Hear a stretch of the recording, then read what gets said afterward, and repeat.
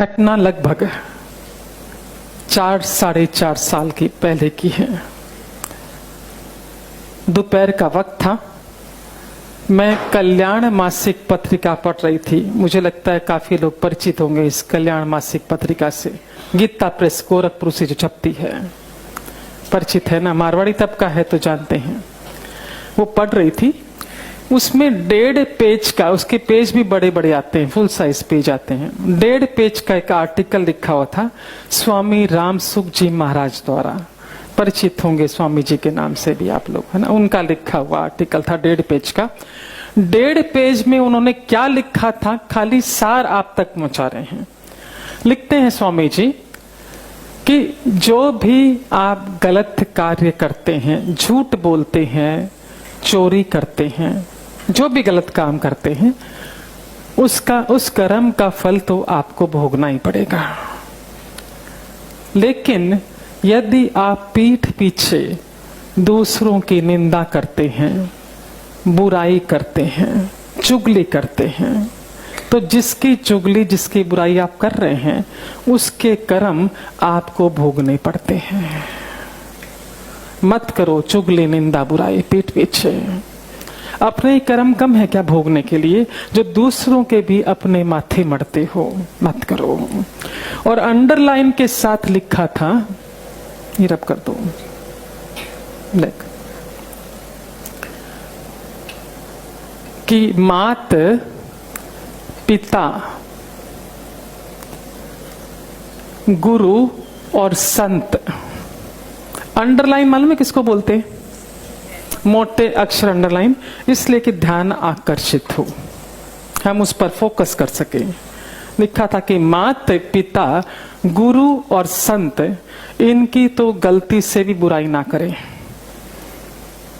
पता नहीं चुकाने के लिए कितने जन्म लेने पड़ेंगे, और मनुष्य जन्म दोबारा नहीं मिलने वाला।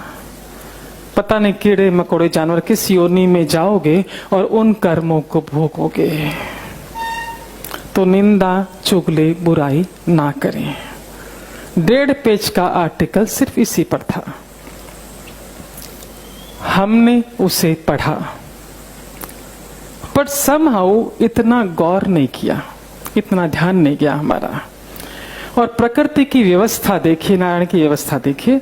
ठीक दूसरे दिन की बात, हमारा मुंबई गोरेगांव गोकुल धाम में सेंटर चलता है सुबह 11 से एक नियमित, जहां एक्यूप्रेशर, रेकी, अन्य अल्टरनेटिव हीलिंग थेरेपी के माध्यम से रोगियों को ठीक किया जाता है।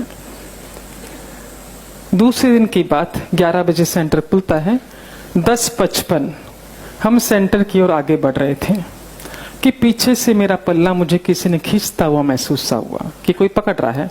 मुड़कर देखा तो अंदाजन 35 साल की महिला है ना, और मुझसे बोली कि मेरे घुटनों में बहुत दर्द रहता है, तो डॉक्टर ने ऑपरेशन करने के लिए कहा है, पर ऑपरेशन अभी हम करवा नहीं सकते क्योंकि बच्चों की परीक्षाएं हैं, 2 महीने बाद करवाएंगे, बहुत कष्ट है। तो मेरा मन ये बोलता है कि यदि आप हाथ लगा देंगे तो ठीक हो जाएगा। हमने कहा हमारे हाथ लगाने से ठीक नहीं होगा, आप आके एक्यूप्रेशर ले लीजिए।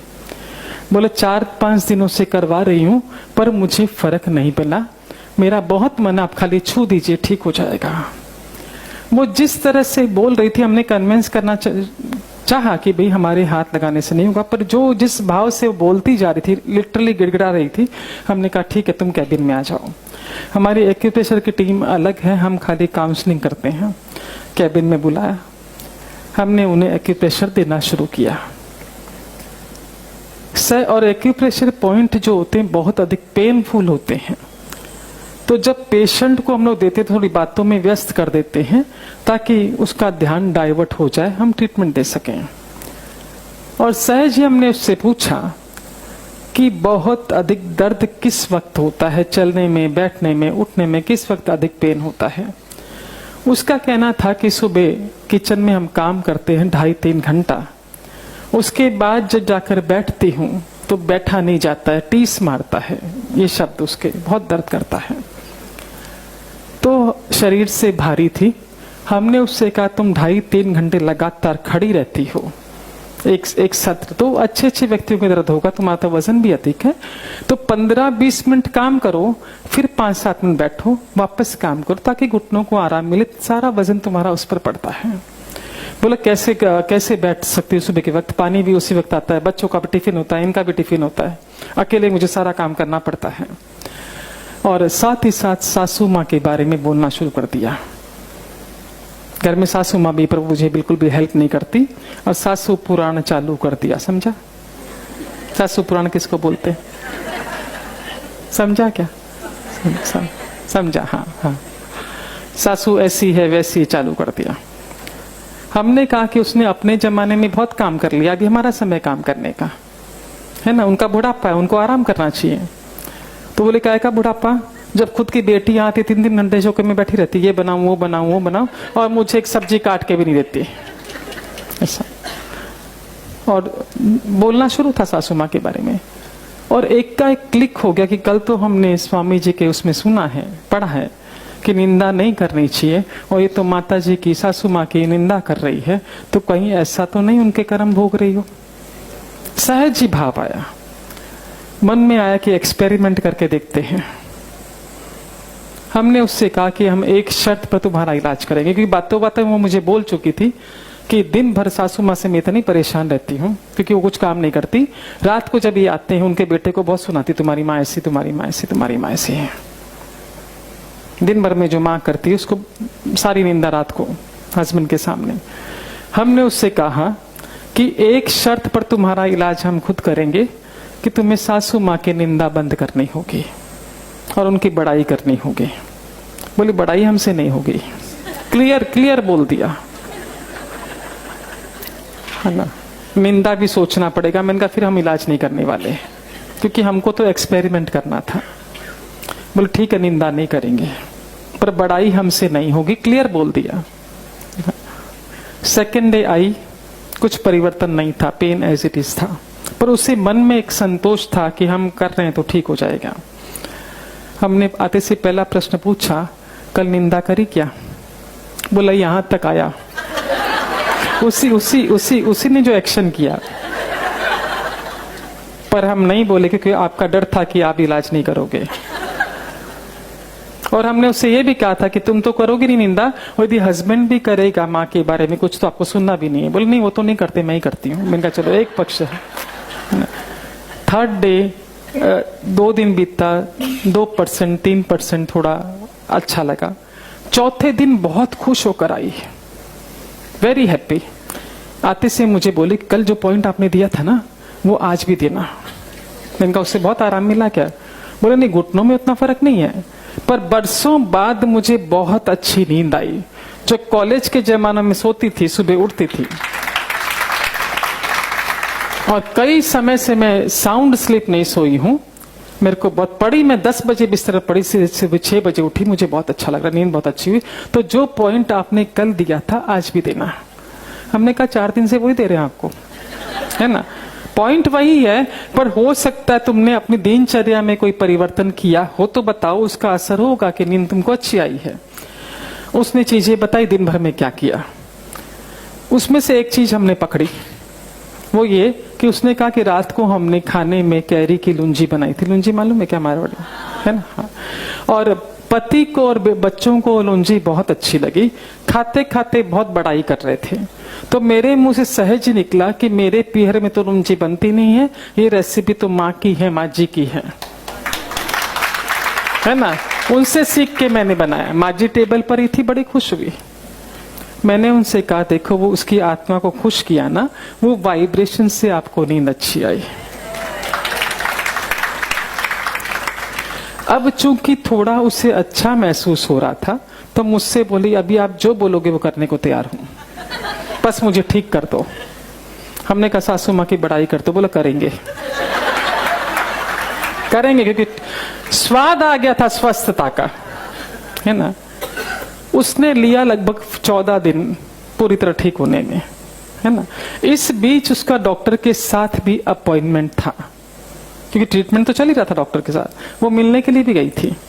डॉक्टर ने रिपोर्ट्स देखी और कमरे में चलते हुए उसे आते हुए देखा। डॉक्टर ने क्या कहा पता है? कि तुम्हारी रिपोर्ट्स कहती है कि तुम्हें ऑपरेशन की जरूरत है, पर तुम्हारी चाल बता रही की जरूरत नहीं है। यदि दर्द नहीं है तो ऑपरेशन की जरूरत नहीं है, अभी रुकते हैं, जब बहुत पेन होगा तब देखेंगे, फिलहाल नहीं करना है। तो जो थेरेपी तुम कर रही हो कंटिन्यू रखो। ये डॉक्टर के शब्द थे, है ना? हाँ, तो मैं मुझे आके बोली, उसने ऐसा बोला है। मैंने कहा, उसने कहा निंदा चुगली मत करो। ये ऐसा पेशेंट था कि ये ठीक होने के बाद उसके हस्बैंड हमें धन्यवाद करने आए। ऐसा बहुत कम होता है कि ठीक होने के बाद वो लोग धन्यवाद करके जाए। 50 को ठीक करते तो मुश्किल से 2 जन आके धन्यवाद करते हैं। इसके हस्बैंड मिलने के लिए आए, बहुत धन्यवाद किया कि हम लोअर मिडिल क्लास हैं, ऑपरेशन का इतना खर्चा लगता, ये ठीक हो गई, बच गया, नॉर्मल है। मतलब सबसे बड़ी बात ये ठीक हुई, इसकी तो खुशी है ही मुझे। घर का माहौल बदल गया, मेरी माँ का मान सम्मान करने लगी। जो बोला मैं भीतर से घुटता था कि किसकी सुनूं, माँ की सुनूं कि इसकी सुनूं, सारे दिन अपसेट रहता। घर का वातावरण बदल गया। और सबसे बड़ी बात उस महिला ने ये शेयर की कि नौकरी पेशा हस्बैंड है, एक पगार लिमिटेड मिलती है, और 26-27 तारीख के बाद पगार आती है 2 तारीख को हाथ में। जो अंतिम 3-4 दिन होते बहुत मुश्किल से करते हैं, क्योंकि पैसे होते नहीं है ड्रॉर में, खत्म हो चुके होते हैं। पर इस बार बोले मैं 15 दिन आपके पास भी आई, 50 रुपया जाने का लगता है, 50 रुपया आने का लगता है ऑटो में आपके पास ट्रीटमेंट कराने का। उसके बावजूद भी ड्रॉर में 2000 रुपये बचे पड़े हैं। ये तो हमको भी बड़ा मजा आया रिसर्च करके। अब हमने क्या किया कि सारे पेशेंट्स पर चालू कर दिया एक्सपेरिमेंट कि जो भी ट्रीटमेंट के लिए आ रहा है उसको ये चीजें नहीं करनी है, क्योंकि मालूम पड़े कि क्या चीजें स्वामी जी महाराज क्या कहना चाह रहे हैं। आप यकीन मानिए, मन से बोल रहे हैं, हीलिंग बहुत फास्ट होने लगी, बहुत फास्ट। जब 5-6 एक्सपेरिमेंट हो गए तो हमारा सत्संग चलता है बुधवार का, हर बुधवार 11 से 1, लगभग 400-500 लोग वहां आते, मेजर महिलाएं आती। हमने जो एक्सपीरियंस आपको सुनाया एज इट इज उनको सुना दिया कि आप लोग भी निंदा चुगली बुराई बंद कर दीजिए, दूसरों के कर्मा को भोगना पड़ता है हमको, है ना, ये बता दिया उनको।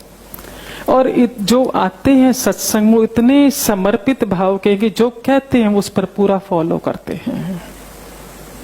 तो खाली 2 केस की यहां पर चर्चा करना चाहूंगी, क्योंकि केस तो बहुत ज्यादा है। निंदा चुगली बंद करने का क्या रिजल्ट है, 2 केस की आपको। एक हमारे पास थाना से साउथ इंडियन लेडी आती थी सत्संग में, आती है बीबी। उसका बेटा स्लो लर्नर, पूरी क्लास लिख ले, वो धीरे धीरे 10% लिख पाता था। कई थेरेपी वो करवा रही थी उसके ट्रीटमेंट के लिए, पर नतीजा नहीं आ रहा था। सत्संग में जब उसने सुना, सासू के साथ रहती थी, सासू भी घर में थी, और सासू का बिल्कुल भी मान सम्मान नहीं, बल्कि उसने जात सत्संग में जब सबका एक्सपेरिमेंट सुना, घर गई, सासू माँ से माफी मांगी कि मैंने आज तक जो गलत व्यवहार आपके साथ किया है वो अब से नहीं करूंगी, माफ कर दीजिए। और सासू माँ को मान सम्मान देना शुरू किया। वो लेडी आकर कहती है, जो लड़का मुश्किल से 35% आता था, आज की तारीख में ही वो ला रहा है 90%। सब जो धीरे धीरे उसकी जो लुस्नो फटाफट पिकअप करता करता आज की 4 साल पुरानी बात है ये, आज ये अवस्था है, 90+ ला रहा है। दूसरा केस, एक महिला ने कहा, शेयर किया कि उसका एक बेटे को ब्याया, बहू आई, और कुछ सासू माँ बेटे की नहीं बनी तो बिना बताए बेटा बहू घर से चले गए। कहाँ गए ये भी समाचार नहीं।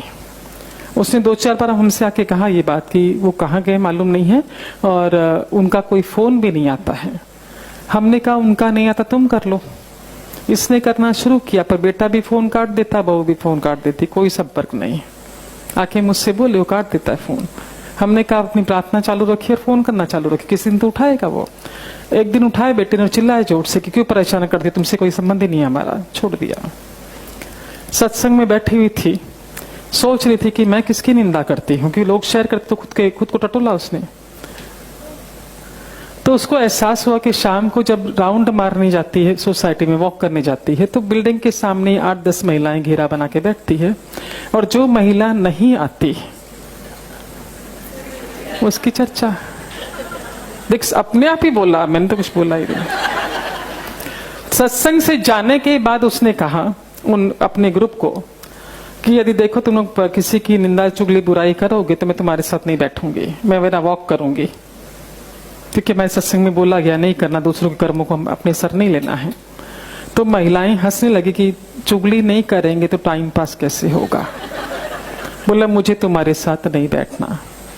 बोला मैंने वॉक करना चालू कर दिया, माला करती वॉक करती। तीसरे दिन बेटे का फोन आता है, माँ कैसी हो। थर्ड डे जन्मदिन भी माँ का आया तो सत्संग में मिठाई लेकर आया था सेलिब्रेशन के लिए, है ना। एग्जाम्पल बहुत है पर समय सीमित है। हम विस्तार से चर्चा इस बात की करते हैं कि जब हम निंदा करते हैं तो कैसे कर्म हमारे माथे आते हैं।